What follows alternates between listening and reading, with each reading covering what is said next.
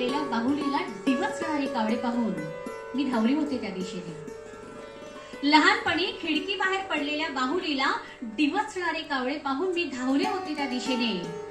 मी उचलून घट्ट कवटाळलं होतं तिला माझ्या बाहुपाशात. त्यावेळी टचकन पाणी आलं होतं डोळ्यातून. तिच्या कुरतरलेल्या देहावरून कितीतरी वेळ फिरत होती माझे एवढेसे हात. तेव्हापासून सावजावर झेपावलेल्या कावळ्यांचा कर्कश आवाज ऐकून मी धावायच्या खिडकीजवळ. मी भिरकावून द्यायचे त्यांच्या दिशेने हातात असेल ते.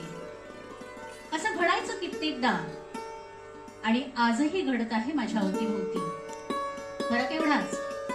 फरक एवढाच की कावळ्यांच्या जागा घेऊ लागली माणसं आणि बाहुलीच्या जागी सावज होतोय एक जिवंत देह, माझ्यासारख्या एखादीचा. मला मात्र चाहूल लागत नाही त्याची. आताशा खिडकी बाहेरील विश्वही मावत नाही माझ्या नजरेच्या कक्षेत.